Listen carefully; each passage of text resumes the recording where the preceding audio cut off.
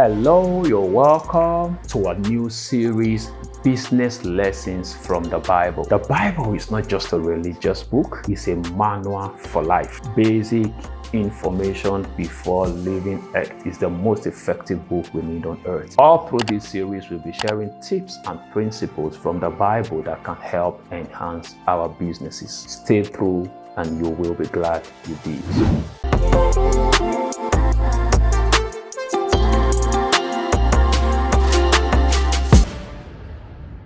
Hi, thank you for staying tuned with us. It's Business Lessons from the Bible.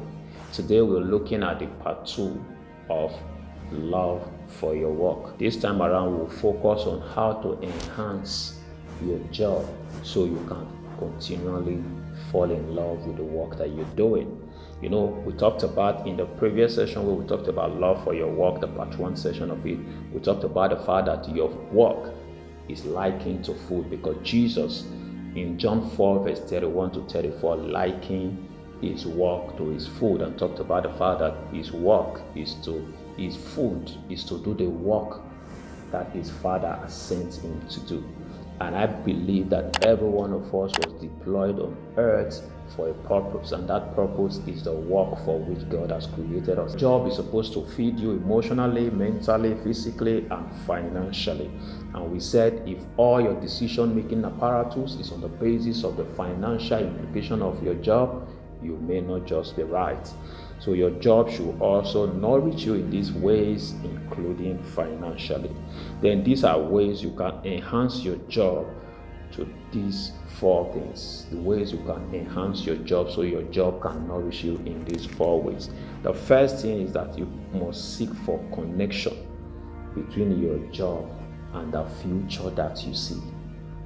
What's the connection between this job that you're doing and the future that you see? What's the connection between this business that you're doing and the future that you see? The Bible even talks about Jesus in Hebrews 12. He said, for the joy that was set before him, he endured the cross. We all need the picture of a preferable future, what we call dream or vision, to keep us sustained in our present situation. So you must draw a connection between what you're doing now and what you hope you see, where you see yourself in the future. Secondly, you must work for yourself, irrespective of who is paying the bills, irrespective of who pays you at the end of the month. You must work for yourself. How do I mean? We've talked about choosing the right kind of job because it aligns with your person. We talked about working in a path that connects to the future that you see. You see that when you have all of these in perspectives and you're working, you are actually not working because there is an external motivation. You are working because there's an internal motivation as to where you're going. So you actually are working for yourself, irrespective of who's paying you. Then build yourself on the job. Become the best, because the future that you see cannot cope with your presence. The future that you see can only work with the enhanced version of you. Your capacity today cannot sustain the future ahead of you. So you must become a better version.